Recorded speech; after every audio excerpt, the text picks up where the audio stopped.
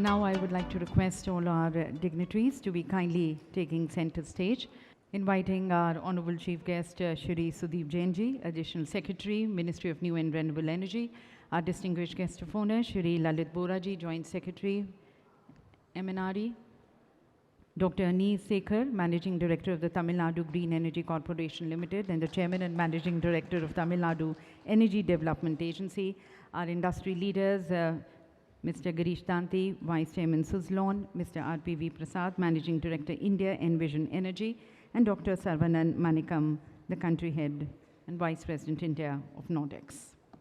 So ladies and gentlemen, as we all come together in these 2 days towards celebrating and further exploring and exploiting the potential of wind, the transformative potential of wind in India's energy transition and decarbonization pathway, and especially as India commits itself to be addressing its energy security in a more sustainable, self-reliant and inclusive manner. And we are all aware, because of the recent developments, policy initiatives, programs initiated by the Government of India, by the state governments, and further supported by the industry. The pace of development of wind energy in the country has definitely gained momentum, opening many doors and opportunities for job creation towards new investments and new technologies coming in this sector. But then we all also stand aware that the road ahead towards achieving the national target of 140 gigawatts by 2030 and towards fully exploring and exploiting the 100,000 plus gigawatt as estimated by the experts is still long. To put it into perspective, as per the experts, at a hub height of 150 meter, the wind potential is almost 3x time more than the current installed capacity, and therefore there is much room to be covered.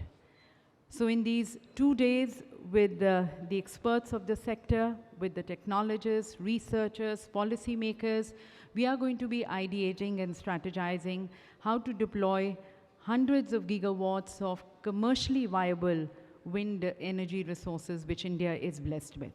And towards that, we are going to be looking into, from technological advancements to policy, to grid integration, to financial models, to offshore wind, also looking into the skill development, the robust supply chain which needs to be developed. All these are going to be covered in these 2 days with the sessions which we have, so that we can chalk out a more futuristic role and a pivotal role of the wind energy in the overall energy transition pathway of the country, and towards India becoming a major and then an affordable supplier of wind energy equipments for the global south.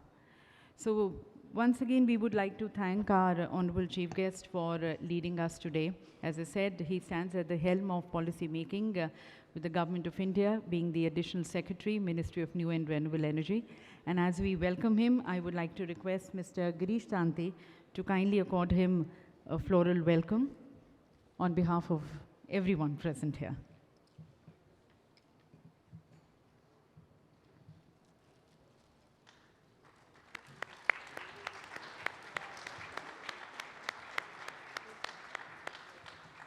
Thank you very much, sir. And now I request Mr. RPV Prasad, the Managing Director India of Envision Energy, to kindly welcome our distinguished guest of honor, Shri Lalit Bohra ji, Joint Secretary, MNRE.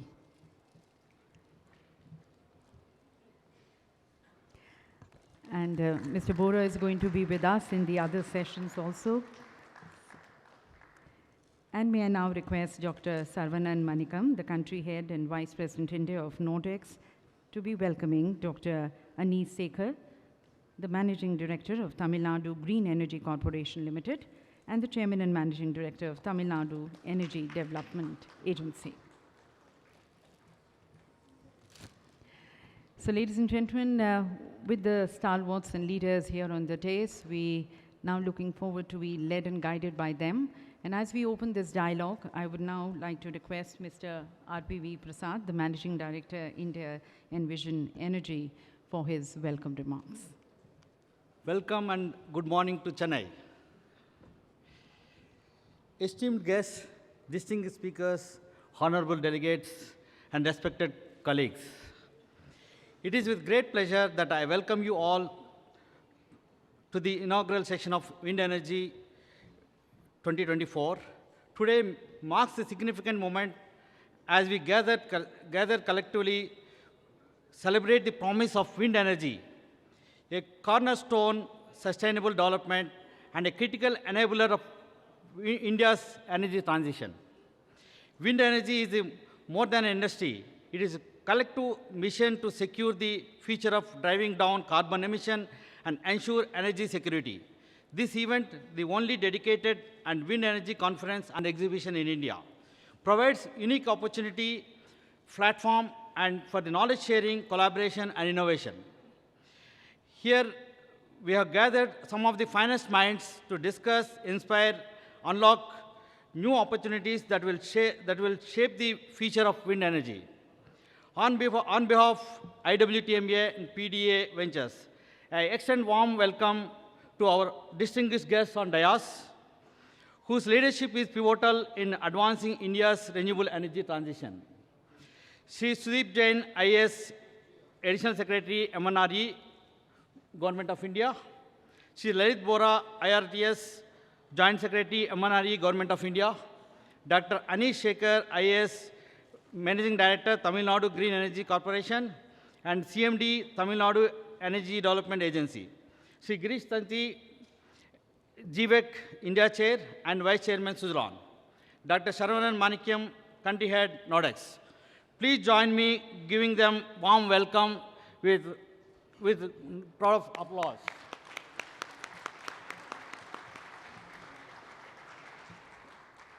Thank you. This 6th edition of Windergy India makes a new milestone in journey of the Indian wind energy sector. From 7,000 visitors last year, this year we expect over 10,000 participants across the globe in next 3 days. This exhibition features more than 300 exhibitors from over 220 countries. It's a big applause to 20 countries participating in this. Showcasing the cutting-edge technologies and solutions that can drive the growth of wind energy in India and beyond. The 2-day conference offers a platform to explore the latest development across the sectors. The theme for this year, Wind Powering India's Energy Transition, reflects our commitment to pioneering technologies, support to policy frameworks, the investment strategy. We will host 8 insightful panel discussions addressing topics such as auctions, project financing, offshore wind technology, grid challenges, supply chain opportunities, and more on. We are privileged to have industry leaders, global experts, and policymakers with us today. Their presence reaffirms the importance of the collaboration in shaping the renewable energy landscape in India. Together, we can unlock solutions that will drive together growth, attractive investments, and accelerate India's journey towards sustainable energy future for achieving the 500 gigawatts by 2030. I would like to take this opportunity to express my sincere gratitude to our sponsors, partners, and organizing team for their dedication and support to bring this event to the reality. We embark in this next 3 days. I encourage each of you actively participate, engage actively, share ideas, explore opportunities for collaboration. Windergy India 2024 is not just an event, it is a stepping stone towards building a net zero future for us. Let us harness the potential of wind energy and charter a path towards the cleaner, greener, and more sustainable growth. I wish you all fruitful, engaging, and inspiring experience at Wind Energy 2024. I will conclude my speech and take this opportunity and to pay homage to late Sri Ratan Naval Tata, former chairman of Tata Group, in industry group. Request everyone to stand up for 2 minutes to pay our respect. Thank you all and welcome once again.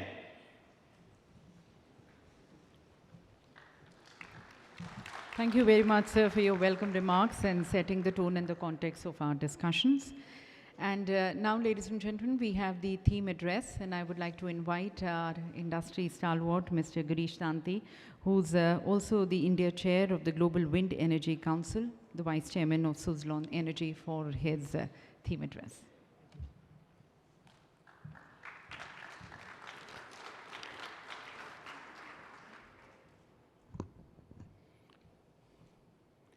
Good morning, respected dignitaries on the dais and my fellow industry colleagues. I would like to begin by expressing my sincere appreciation to Windergy India and IWTMA for bringing us all together today here. Today we also will be acknowledging the industry accomplishments that we have achieved over the years, as well as look at the key challenges lie that ahead of us. If we look today, renewable energy is at the center stage in addressing the climate change crisis in the world. To meet this global climate goal of 1.5 degrees temperature, the world must triple its renewable energy capacity by 2030. Wind power has made significant strides. As an industry, we have crossed 1 terawatt of energy last year, and we require to cross close to 3 terawatts by 2030 to stay on course for achieving the climate goals. As regards to India, India itself has set up a very ambitious goal of achieving 50% of its energy to come from renewable energy, of which 100 gigawatts is expected to come from wind energy alone. The recent shifts in the market, especially the FDRE market shift, has increased the importance of wind energy in the industry as the energy mix brings greater stability to grid and reliability. Additionally, we have seen that with the relaxation of the interstate transmission charges and associated policies, the whole market around C&I has significantly opened in our country, which has further taken off in a very big way. Added to that, we are seeing huge commitments coming from our public sector units, the PSUs in India, who themselves have set out very ambitious goals for their decarbonization journey. All of this put together, we are seeing that the market is really set up for an excellent growth moving ahead from here. As regard to our specific sector, over the past 3 decades, Indian wind industry has developed robust supply chain, a strong ecosystem of various component manufacturers, and developed a manufacturing capacity that is not only serving India, but in many cases, a huge amount is also focused around exports. In the recent past, we've seen that, as a starter, the industry has taken a while to pick up gears, with a lot of challenges that we face. But as we look ahead, I'm very confident that we will hit our 100 gigawatts target ahead of 2030. While we as an industry have, and in India in specific, we are amongst the fourth largest in the global wind installed capacity. But if we see last year, we've just done about 2.8 gigawatts. And for us to meet our goals, we have to steadily grow to a size of about 10 gigawatts annually. However, we are, of course, this year we are expecting to be close to about 4.5 to maybe 5 gigawatts, so a significant step from last year. But we are still quite a bit away from our 10 gigawatts annual target.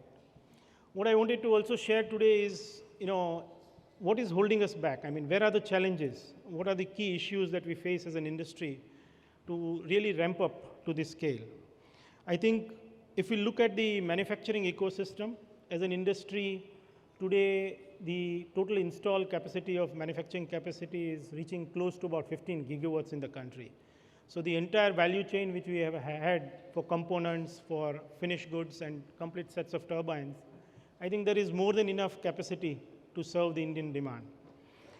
I think the major challenges that we are facing are associated with project development and the associated infrastructure, as well as getting the execution of projects on ground. Key fundamental 3-4 areas where we are working very closely with the state governments as well as the center governments as an industry to see how we can debottleneck some of these challenges. To name a few, I think the first one that we see is our grid infrastructure needs to be tuned to make sure that we harness the full potential of wind energy. And it needs to be ahead of curve as far as the wind energy development that we want in the country. The second area is, of course, our entire state-specific subject around the development permissions and approvals that you need to get the projects going on ground. So I think that's another area which there is still scope for improvement. Lastly, of course, there is also the area around land development and land approvals. So I think there is an opportunity to streamline some of the land acquisition related issues. And recently we have seen that there is delays in signing off the PPAs for the bids that have been won, which is also putting, kind of slowing down the development in our country. If we look at the MSME segment, I think, there are a few challenges that our small and medium enterprises also face in their own journey to decarbonization. India itself has a great opportunity to become a green manufacturing hub, not just for wind turbines, but I think for all our industries. And in addition to this, this is not just for growing the local economy, but it has a huge potential for earning a lot of foreign exchange for our country. So I think there is a need for states to liberalize and democratize captive power policies, which will go a long way in building strong and robust local economies. On a separate note, I also wanted to take this platform to kind of share, touch base on some of the misconceptions that are doing rounds in the industry as regards to wind. I think I'll just touch base on 3 of them. The first one is around, as we move to the bidding environment, the price discovery mechanism which is happening, we see that, solar tariffs are lower than the wind tariffs. And the general belief in the market becomes that wind is expensive to solar. But when you superimpose, the load curve, and when you see our peak demand in our country, most of this peak demand is before the sunrise and after the sunset. And that's where wind actually is still generating electricity. So when you superimpose that into the design, then effectively wind turns out to be still very competitive and in some cases cheaper than solar in a very distinct way. So I think from a consumer point of view, when you see it, and this is what we are seeing also with our C&I customer, the kind of mix that we are seeing that they are giving focus on the wind energy today. I think the second area, which is also, we've seen that there is a misbelief that the windy sites in our country, the best ones are all used up and we do not have enough wind sites in our country. Let me give you some statistics here. I think as a country, over the years, with the change in technology and the upgradations that all the industry members have done, today the total wind potential of our country stands at in excess of 1 terawatt. And we as an industry have just done about 47, 48 gigawatts today. So total land that is utilized today is just about 4% on the onshore. It's just 4%. So we have almost 96% of potential wind land that is available to us onshore and that is still not utilized. So I think while there are challenges on land acquisition and getting things done on ground, but I think as a country we have more than enough land. And with the technology developments that are happening every year, more and more all our technology partners and all of us are kind of working to make sure how do we capture energy at low wind speeds. So sites typically which were not viable 5 years back are viable today. So, and this process will continue. So I think from that point, this is the second area which I wanted to touch base. And the third area is that many times I'm still listening that, we do not have enough manufacturing capacity of wind turbines in our country. So this is also something that is a misnomer. as I said, as an industry, the cumulative capacity, if you put all my colleagues on the dais and rest of the members in the industry, I think we are close to 15 gigawatts of annual capacity of being able to produce and sell turbines. And as an industry, even today, we will probably just use 1/3 of it in India, and a large portion is really focused for exports today. So that's the third area. I think before I conclude my speech, it would be unfair for me not to talk specifically about Tamil Nadu. I think Tamil Nadu was the first state in our country where we stuck our first wind turbines. So I think, for that pioneering effort, and even today we see the Mupandal wind farm, which kind of is a landmark project that happened in our country as early as in 1986. So I think a round of applause for Tamil Nadu. I think, additionally, if you see, Tamil Nadu has played a very fundamental role in building the entire ecosystem around the manufacturing supply chain and the service supply chain. Even today, a large portion, and which is evident from the exhibitors you have here, I think if you look around, the kind of ecosystem that Tamil Nadu represents today from having developed, and this is at a time where climate change and renewable energy as a must-to-have energy wasn't the concept. And even Make in India was not coined at that time. So Tamil Nadu has led that way in really making wind Make in India almost 2 decades ago. So a great job there also. And even today, if we see, Tamil Nadu stands one of the top contributors in the growth of wind sector and building up the portfolio. So by virtue of the visionary leadership we have in the state, and the focus around green manufacturing that the state would like to lead from the front in the industry. I think truly Tamil Nadu is a model state for our country as far as renewable energy is concerned. And I hope that this continues to inspire other states to follow and lead by example in growing our sector. Once again, let me express deep admiration for the efforts put in by Windergy India, IWTMA and PDA for conducting this event. This is truly the flagship event of the industry. I have seen the commencement of this event in a very small way, like a startup as old as I think 2012, when we had our first such gathering. And with the years passing by, it has grown to such a big event of our national importance. And the overwhelming responses that we have got and continue to get, I think year on year, Windergy is just growing strength to strength. Therefore, over the next few days, I think I'm looking forward for a lot of deliberation and interaction with each one of you on looking at strategies and how can we overcome some of the implementation challenges we have on our ground, and how together all of us can make sure that we not only hit our target on time of 100 gigs before 2030, but significantly ahead of that. Wishing you all a great Windergy 2024 with lots of success. Thank you.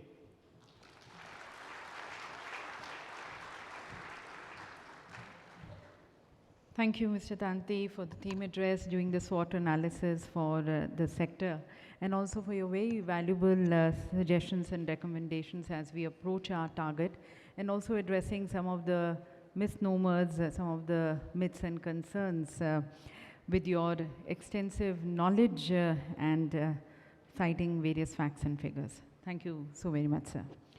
Ladies and gentlemen, Mr. Tanti mentioned about the impressive and the massive footprints which Tamil Nadu has been able to cast. And so I would now like to invite our next speaker who's advancing further these green initiatives of the government of Tamil Nadu. Inviting Dr. Aneesh Sekhar, the Managing Director of the Tamil Nadu Green Energy Corporation Limited and the Chairman and Managing Director of Tamil Nadu Energy Development Agency. Distinguished dignitaries on the dais,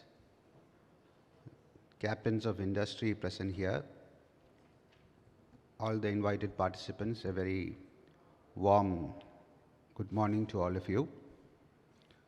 First of all, I would like to express my gratitude to the organizers of Wind Energy Conference 2024 for having us here, and also for selecting Chennai as the destination for holding this very important conference, which I am sure will be able to address a lot of the challenges which was put forward by the speaker, Mr. Tanti, also before I came here to speak. So we attach a lot of importance to this conference, and again, I reiterate that this happening in Chennai for the second year has a lot of story behind how Tamil Nadu has led the wind energy landscape in our entire country. As was mentioned earlier, the wind energy revolution in our country, as we see it today, it started in 1980s, towards the late 1980s, when the first wind farm or wind farm at scale was established in Muppandal, which is currently the country's biggest wind farm operational today. So we have a total installed capacity in wind today around 10.5 gigawatt, and total renewables portfolio of around 24 gigawatt for the entire state. Just to put things in perspective, so last maybe more than 35 to 40 years, we have made an installed capacity in renewables of around 24 gigawatt. So as we all know, to meet our commitments, to meet our goals, to meet the sustainability objectives, we are all striving towards certain targets.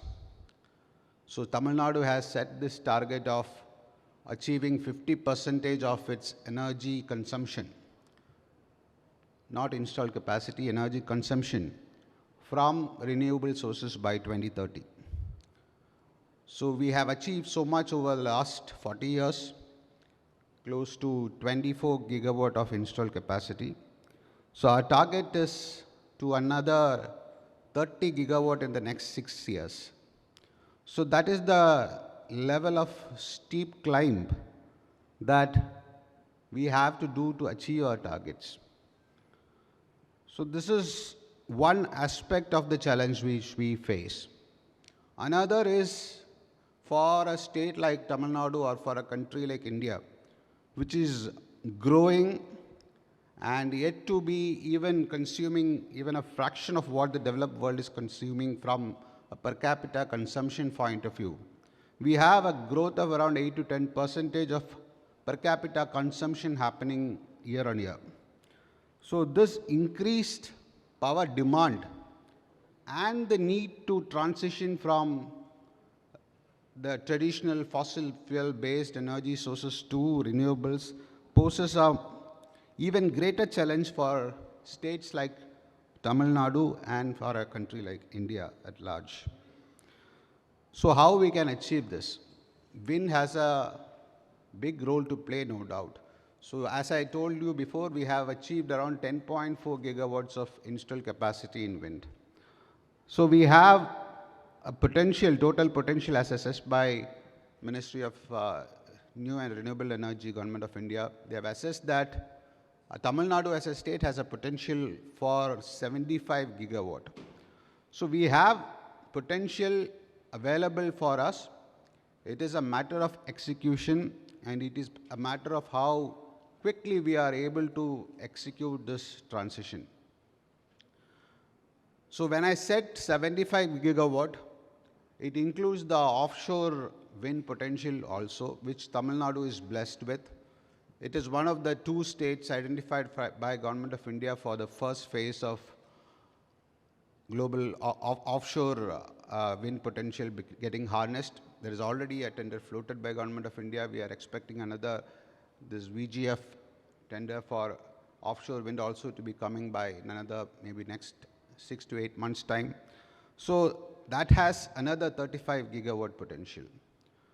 So this challenge we see as a great opportunity also for the state of Tamil Nadu. So the state has always been proactive when it comes to making challenges into opportunities.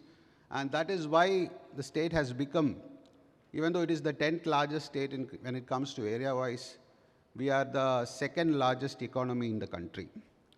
Even in renewable sector, if you see why it has become the leader and why everybody appreciates and why we have so much of dialogue happening around Tamil Nadu, it is because of the proactive policy making that has happened over the last many decades.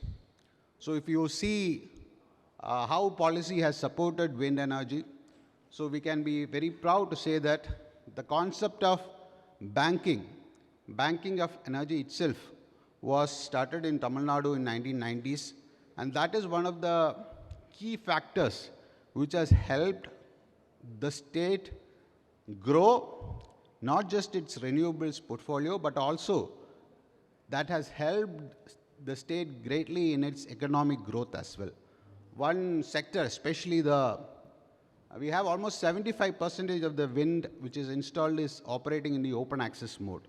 So mostly it is the textile industry, the spinning mill industry, which has gained out of this wind energy and the banking that was given in the wind sector, which helped establish Tamil Nadu, especially the west part of Tamil Nadu, as a destination of choice for investments into textiles and ancillary industries.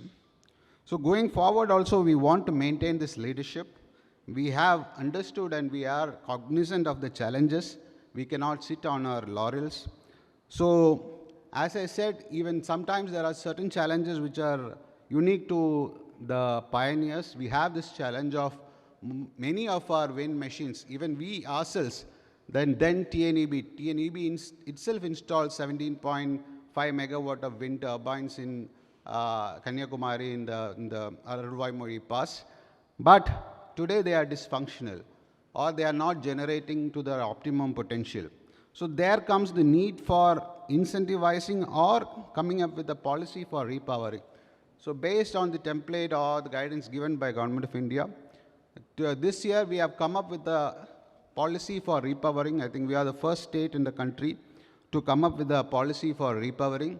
So I'm sure that this will help and spur the developers in our state to go for optimizing the wind, especially the class 1 wind sites, which are already fully saturated, where the full potential of the location is not getting tapped because of these inefficiencies, because of most of the turbines having got the life cycle or their life extension period has got expired beyond 20 years. So such machines, once we can bring them back to their full potential, I'm sure that that again will add a lot of value to our transition goals and help further renew our wind sector in the state. Again, another challenge which we face, which again wind also will have to address, is with respect to the informed nature or the variability of power when it comes to the renewables. Absorbing renewables for the state, for any generation company or for any distribution company, the challenge is the informed nature. So storage, that is again another area where there is a lot of interest today.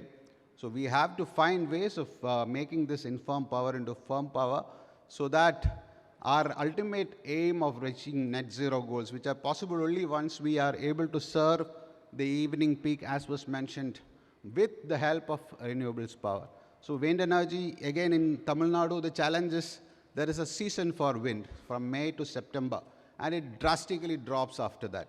So how do you address that challenge? How can wind contribute to the rest of the months also?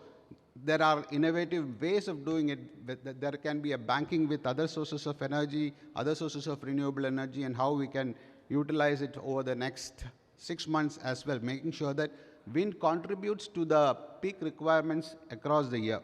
So I think there are a lot of such challenges which we need to address, and I'm sure that this conference will put light on all these challenges faced by actual implementers, actual distribution companies to meet these goals that they have set for themselves and for the country at large and for the global sustainability goals. So I'm sure that this is a very, very good forum where all these challenges can be discussed and we can come up with solutions or possible ideas which can be explored further to make our planet a better place to live in. So I once again would like to thank the organizers for this opportunity, and I wish the conference the very best. I'm sure that all of you will be benefited out of this conference. Thank you.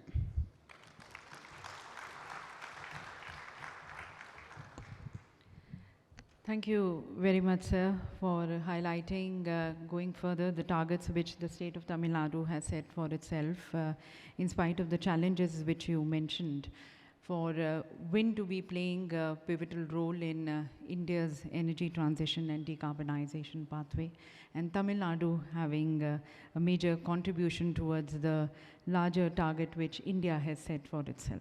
Thank you very much, sir. And now, ladies and gentlemen, inviting for the special address, Shri Lalit Bohra ji, the Joint Secretary, MNRE, who in his present capacity is looking after wind energy, including the offshore wind and transmission system, including green energy corridors and international cooperation.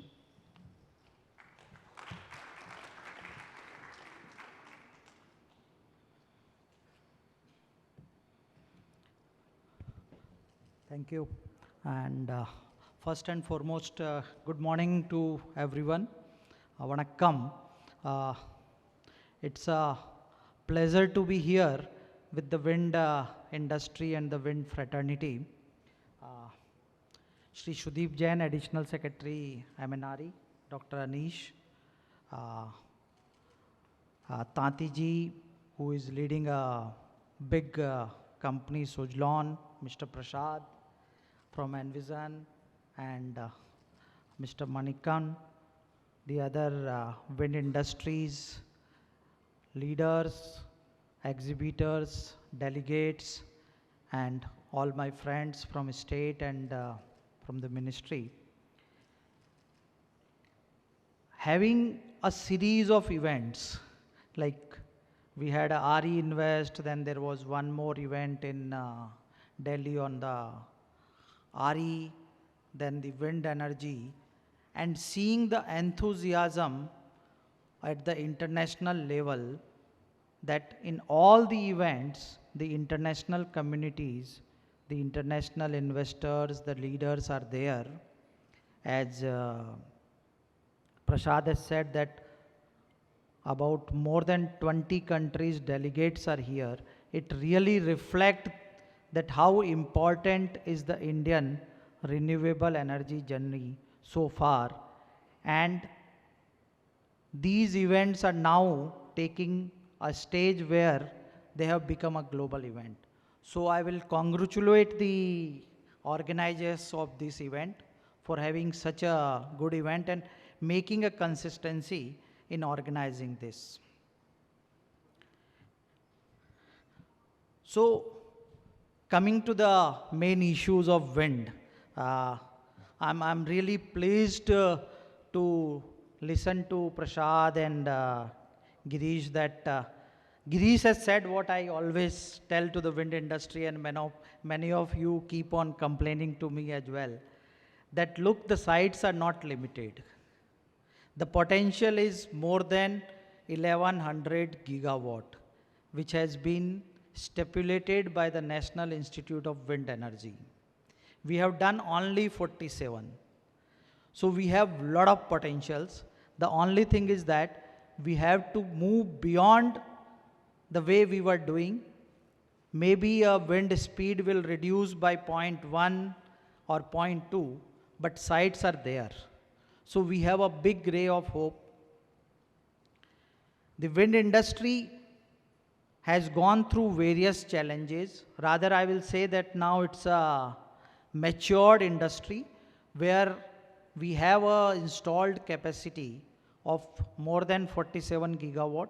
The project worth 23 gigawatts are in the pipeline, and lot of tenders are in pipeline to see that we achieve more than 100 gigawatt by 2030. And that is what is the target. And it's an ambitious target, but we are very sure that we will be able to achieve it.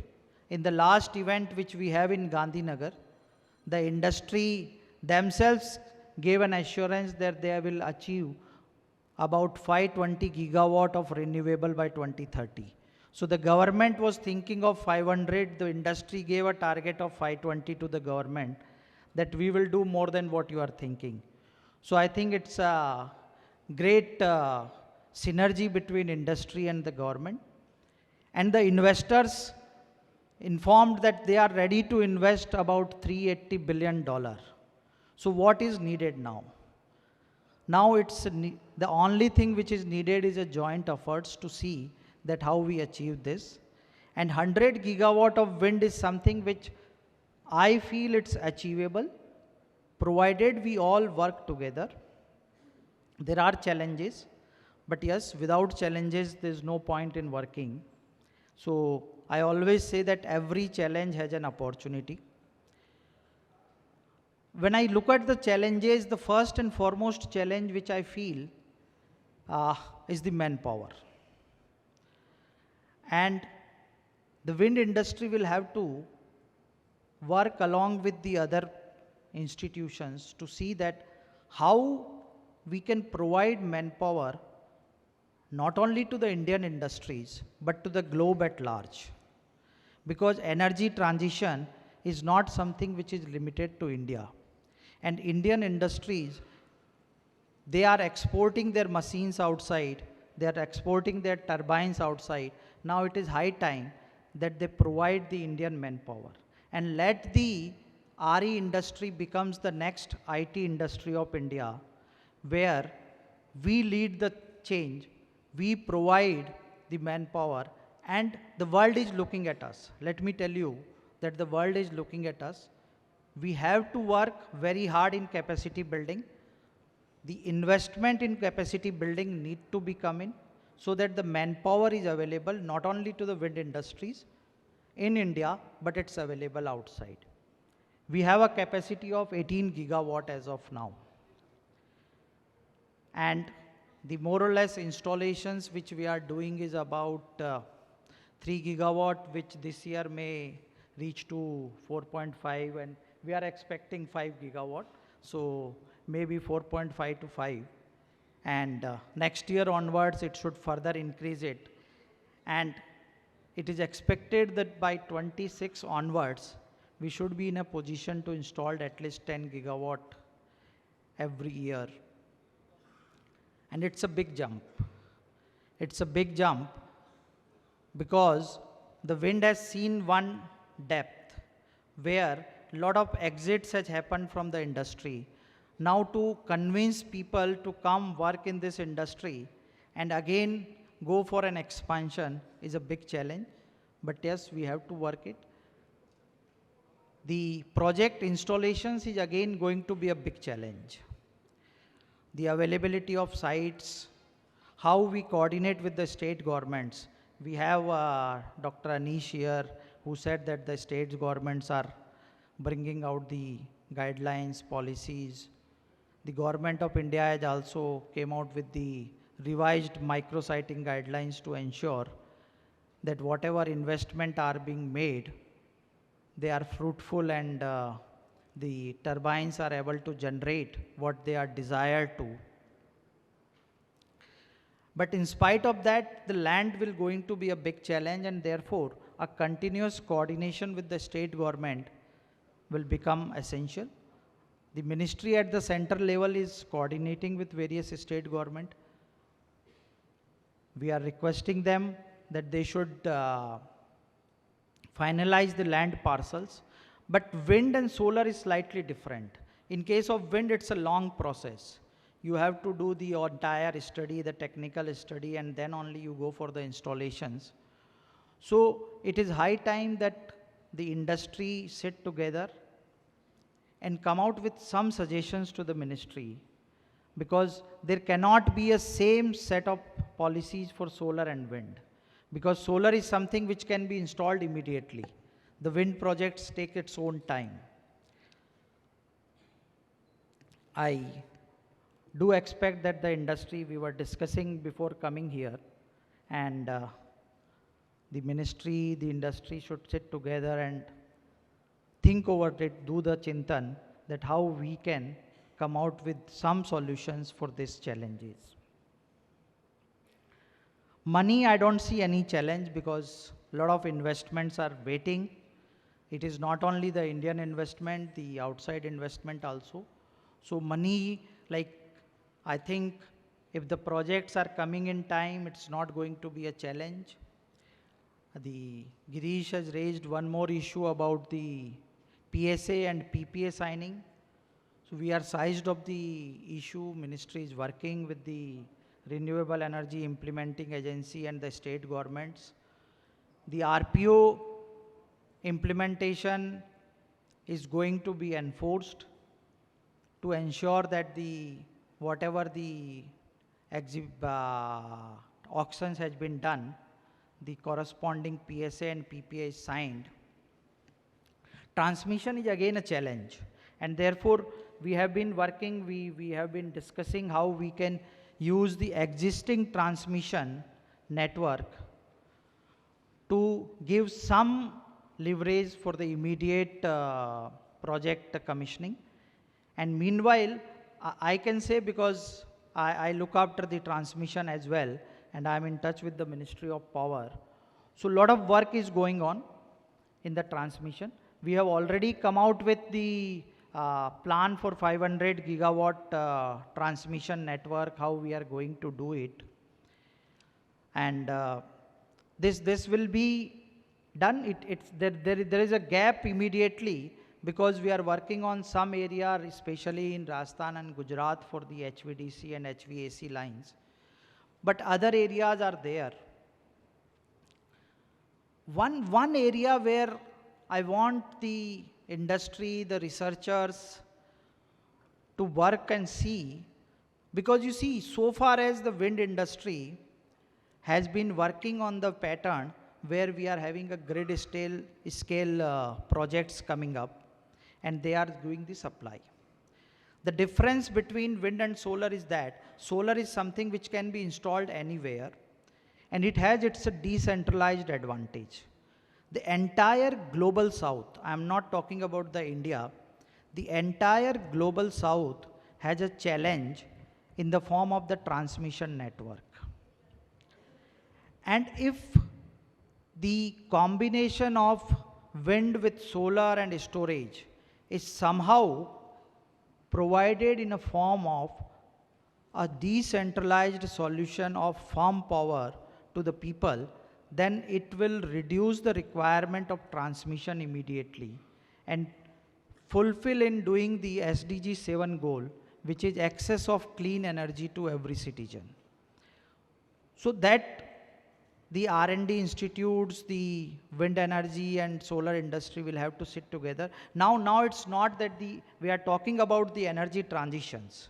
So energy transition is where we have to replace the farm power. And you all knows that the wind by nature is infirm. It has a variability. And if initially it could adjust into the grid because there was a need of the energy and it could fill that gap. But now when it comes to the energy transition, then you have to replace the existing energy.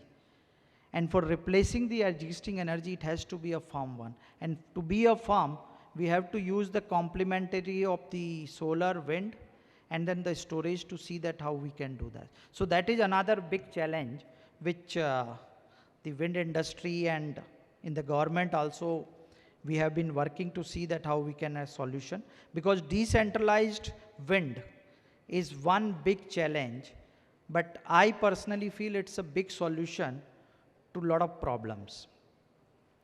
So therefore that is one area. Apart from that, I feel that the supply chain resilient of the wind industry is very important. although it's really happy to see that we have capacity of 18 gigawatt, out of 18 gigawatt, about 70% to 80% are localized. But still we have to go downstream and ensure that the supply chain resilience is available. And looking at the global challenges we are facing all across the world, it is very essential that this energy transition journey is not affected by the global challenges. And therefore, the entire wind industry will have to work together to see that how the entire supply chain is available in India. If there are any help, any assistance required from the government side, we will sit together, we will work how those supply chain can be brought here. But that is something which is very essential. The R&D institutes will have to work and see that how the wind turbine designs are being done in India. We have people who are doing a part of design, but ultimately the government would like that the new turbines are being designed in India and they are launched in India. So we have to sit, we have to see, the ministry had one round of discussions with all the IITs to see that how that ecosystem can be developed in the country. But yes, we again need to work it. So there are a lot of challenges. And I myself consider that if there are no challenges, then there are no opportunities. So with this, I will just end by saying, कुछ करना है तो डटकर चल, थोड़ा दुनिया से हटकर चल, लीक पर तो सभी चल लेते हैं, कभी इतिहास को पलट कर चल. Just to translate in English, if we have to do something, then we have to do it with full enthusiasm, and we have to not do in the way we have been doing so far. We have to make our own path. There are people who follow the path, but if we have to do something, we have to learn from the history and create our own history. Thank you very much.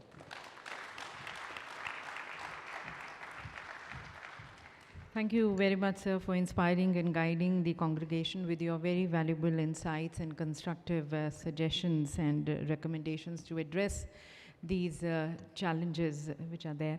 And as you said, we need to be bold, decisive, enthusiastic, and being different, casting our own path. Thank you very much, sir. And now inviting our Honorable Chief Guest, Shri Sudeep Jain ji, Additional Secretary, Ministry of New and Renewable Energy, for his keynote address, as he addresses us with his also the inaugural address. Please join me, ladies and gentlemen, as I request Shri Sudeep Jain ji.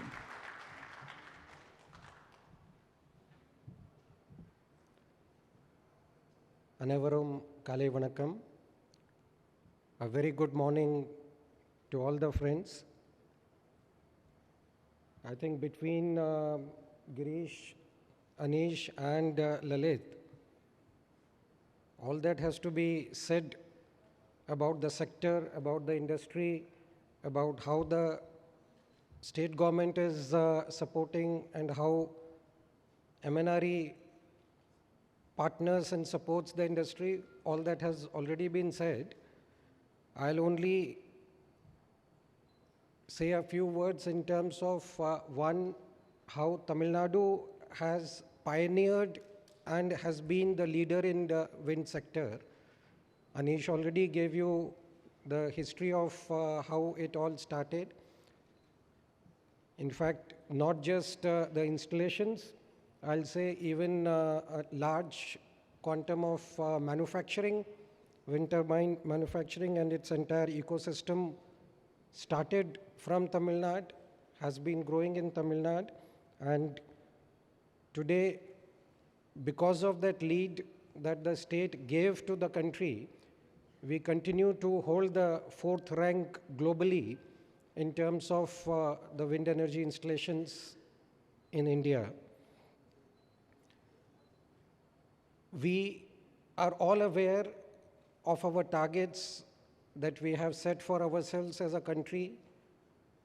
Renewable energy as a whole, non-fossil capacity, we want to achieve 500 gigawatt by 2030. And we are on track to achieve that. We have just crossed 200 gigawatt, 210 gigawatt as of last September. And with the installations that are in the pipeline, almost 160 gigawatt in pipeline, another 100 odd gigawatts under tendering, we are pretty confident to achieve these targets. As Lalit mentioned, that yes, there would always be challenges, and that's what we have to work together to ensure that yes, we keep surpassing those challenges and we are able to achieve these targets, and we are regularly doing that. We are confident that we will be achieving and in fact surpassing the 500 gigawatt target. The wind sector, the target of 100 gigawatt by 2030, again with 47 gigawatt in place, another 53 gigawatt which has to come, we clearly see the growth coming. There has been, yes, some lull in the wind sector for a few years, but I'm happy to note that in last 3 years, it has once again tripled in terms of installations. And in coming 6 years, I clearly see that almost annually we'll be doubling the new capacity. So those are bound to happen. We will be working together to see that these happen. In the new bids, we clearly see that the days of vanilla solar are completely over. Even vanilla wind also would not be there. We'll mostly be seeing either hybrid or FDRE or RTC, which would be there, and wind will continue to play a very significant role in that. It is not possible for firm and dispatchable renewable energy unless there is a combination of solar and wind, and with the battery storage or pumped storage built in. So we clearly have that kind of a trajectory, that kind of a demand. However, we'll also need more and more innovation even in the business models. The industry and the ministry and the states will have to work together to see how these innovative models can be promoted. We have today an opportunity of repowering. Some of our best wind sites require repowering. We'll be able to harness much more potential if we are able to do that. Policies are now in place, not just at MNRE level, but I'm happy to see that Tamil Nadu also has come out with its repowering policy. Now we have to operationalize these things. And together, once we do that, we'll discover more and more potential, new ways of energizing the industry, and which we'll keep seeing and working together. We'll also need to work on innovating in the technology side. As Lalit clearly mentioned, that we want to work with the R&D institutes. We are already talking to them, but the industry collaboration will be very critical for that. Any research in just the academic institutes will not be able to bring the required results. So together we'll have to work on those sides. We'll have to see that we not only design the turbines here, we also manufacture the best turbines, the most advanced and the most competitively priced ones. So design centers we probably do not have in the country yet, but we would be looking to see that how these can be established by the industry and how this can be supported by the government. I'll also point out that with increasing temperatures, the rising temperatures that we are seeing globally, we have to respond and we have to see that our machines also are able to continue to give the desired design capacity even with those rise of temperatures, we have to ensure that we keep improving our turbines so that we do not have a derating challenge when temperatures abnormally increase. It's today a reality. We cannot just wish it away. We have to be prepared for it. Similarly, if the high potential wind sites get exhausted, we have to keep looking at improving our turbines to take those to the lower wind capacity sites. Though, however, I understand, I yesterday had some feedback that when it comes to repowering our best wind sites, probably we don't have machines to cater to that kind of wind speeds being manufactured today, because maybe we don't have those wind sites there. But I'm confident that industry, if there is a requirement, if there is a demand, will be able to easily again come up with turbines which can probably be run at 9 meter per second or 10 meter per second. That shouldn't be a challenge. Maybe right now the demand is not there, so that's why those are not being manufactured. So we'll look forward to working together. We'll continue to be working together, and any challenges, any teething troubles, any obstacles, we should always immediately sit together, and if we put our brains together, we'll surely find solutions. I'm happy to see the traction for the conference, and as Lalit mentioned, if we have so many delegates from our partner countries, so many foreign delegates coming and showing interest, participating in the conference, we see that as an opportunity whereby we need to work together. The manufacturing capacity of 15 gigawatt, as Mr. Tanti said, will also keep on increasing, and we will be supporting with whatever policy support that is required, with whatever help that is needed, to see how we can position the country's wind manufacturing capacity as a global supplier, catering to the world, not just to India. So wishing you all the best. Looking forward to a very, very successful conference. Thank you so much. Thank you, sir, for your very valuable insights and guidance. As you said, the stage is already set with the various initiatives being taken by states like Tamil Nadu and the other states, and then the policy frameworks from the government of India. But then now, adding more pace and momentum to these initiatives, it's going to be more bonds of cooperation and partnership between the government, industry, academia, and research institutions all coming together. Thank you very much, sir. And ladies and gentlemen, in conclusion, I would now like to request Dr. Saravanan Manickam, the country head and Vice President India of Nordex, to kindly propose a formal vote of thanks.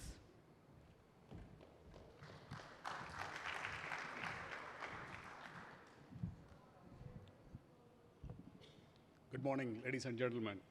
I stand here today as a proud and grateful, thankful, the member in dais. On behalf of IWTMA and PDA Venture, I am very glad to be standing here to express my vote of thanks to everyone. On behalf of all of us, our most sincere thanks to our Additional Secretary, MNRE, Government of India, Shri Sudeep Jain, IAS. Your presence has added greatness to today's function, sir. Thank you for joining with us in your busy schedule. Our heartfelt thanks to our Joint Secretary, MNRE, Shri Lalit Bohra, IRTS. Your valuable contribution, guidance, encouragement in wind sector is commendable, sir. We are thankful to you for being with us today. A special thanks to our Managing Director, Tamil Nadu Green Energy Corporation Limited, and CMD, Tamil Nadu Energy Development Agency, Dr. Aneesh Sekhar, IAS. Your thoughts have truly inspired us. Thank you for joining with us today. A special thanks to GWEC, India Chair and Vice Chairman and founding member of Suzlon Energy, Mr. Girish Tanti. He is the icon in the global renewable business. Big thanks for your participation on this big event, sir. Thanks to the country head, RPV Prasad from Envision, for joining with us on today.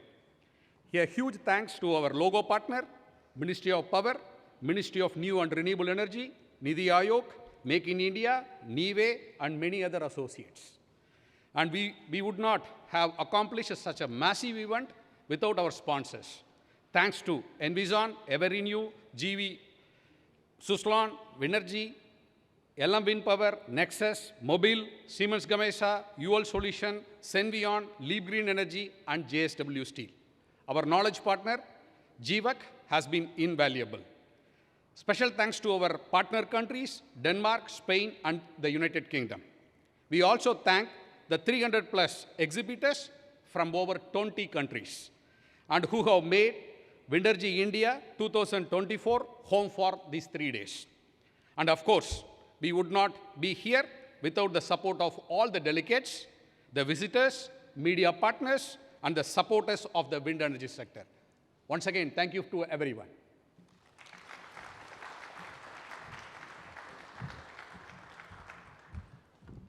With this profound thanks to everyone, the industry would also like to once again thank our policy makers, our decision takers, and I would like to request Mr. Girish Tanti to kindly present a special token of our gratitude and appreciation to our Honorable Chief Guest. Please join us, ladies and gentlemen, as we present this memento, expressing our deep-felt thanks and gratitude to Shri Sudeep Jain ji, the Additional Secretary, MNRE, our Chief Guest. I request Mr. RPV Prasad to kindly present the memento, thanking Shri Lalit Bohra ji.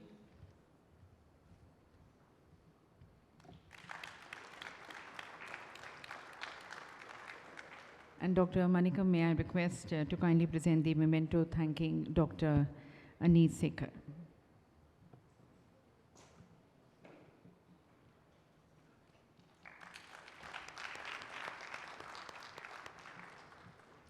And we close this session with a group photograph of all the dignitaries on the dais. May I request you all to please step forward for this photograph.